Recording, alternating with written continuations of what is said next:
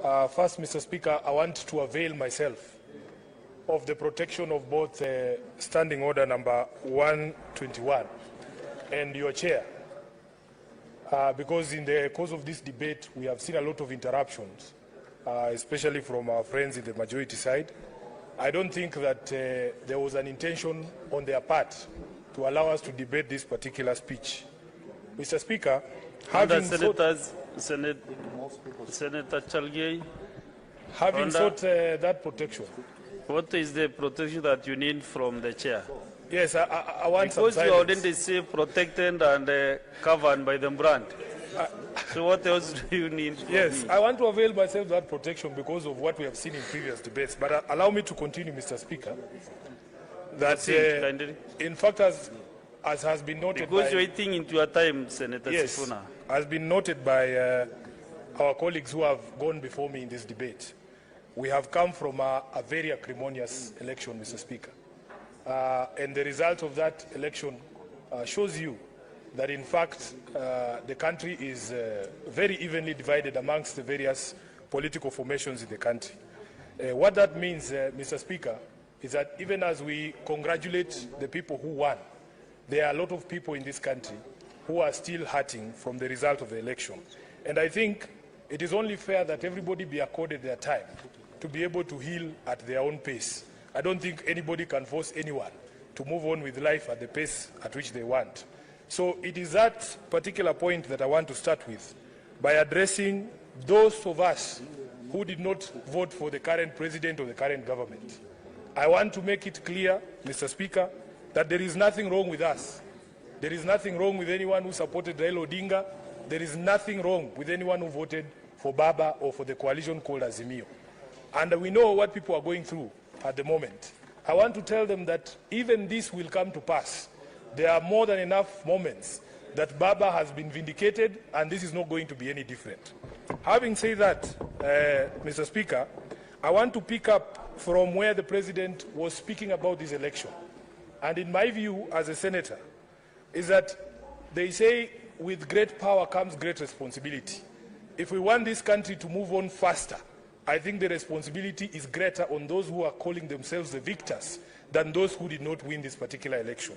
So when the President comes to address the nation or to speak to parliamentarians the way he gave his first address, it is our request, our expectation, that the President will demonstrate some magnanimity and some grace, and remember that the election now is behind us, Mr. Speaker.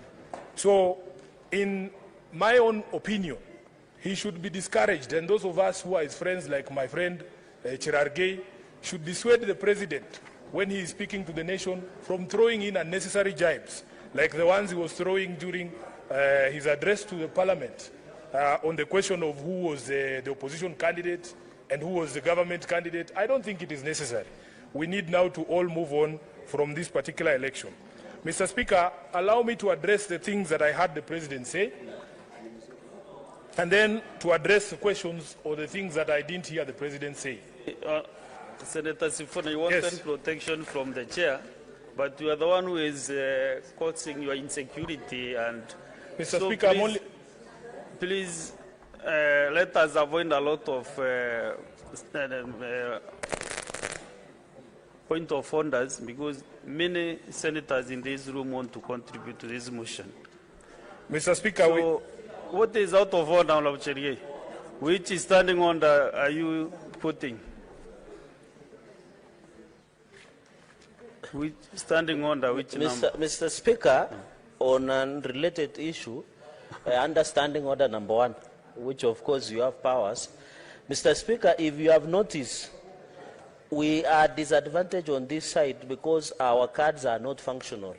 And therefore, if we have any matter to raise, either as a point of order or any other issue, Mr. Speaker, can you direct the officers from ICT to ensure our cards are functional?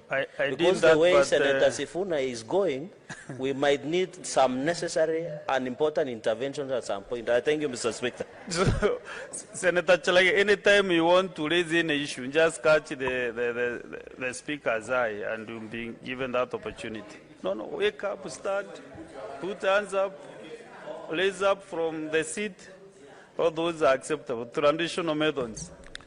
Yeah. Proceed, Senator. Mr. Speaker, you can see Sifuna. why I took the earliest possible opportunity to seek your protection, because I know exactly what I am Because you do the expecting news you on this have particular is, floor this afternoon. acrimonious. Mr. Speaker, Okay, proceed. let me conclude that particular point that I was making by saying that all of us now recognize that we have one leadership in the country, and that in fact, as SG of ODM, I've said this before, and I want to put it here on record, none of us in ODM or in the opposition or minority party want this president or this government to fail. We are here to ensure that we provide the necessary supervision on this particular government so that they succeed. So, Mr. Speaker, first let me join hands or join the president in congratulating all the women, the extra women who are able to be elected as members of parliament in the individual constituencies. We know that it has been a difficult, process in this country to try and make sure that we achieve gender parity, especially in the National Assembly. I am very proud again, Mr. Speaker, as SG of ODM, that out of those 6 extra seats that we got or won in the, that women got in the National Assembly, 2 of them actually came from ODM. And I am happy that in this House we have leaders of political parties. I have counted at least 3 SGs in this Senate, Mr. Speaker. And I am sure they will share in my disappointment, because one of the senators, when speaking to this point, I believe it was Senator Peris Tobiko, urged that political parties need to do more in order to encourage more women to participate in election and to actually end up elected. But I am sure the SGs in this House can share in my experience that in fact, if we do not relook at the entire architecture of how people get elected to individual posts, then it is going to be very difficult for us to be able to achieve the gender parity that we are looking for. This first past the post system, Mr. Speaker, simply does not work if you wanted to achieve gender parity in the Houses of Parliament. So I am hoping that even as people continue to ask political parties to do more, we can have a relook at the entire architecture so that we don't just blame political parties for not doing enough to have women elected. Now, I was happy to hear the President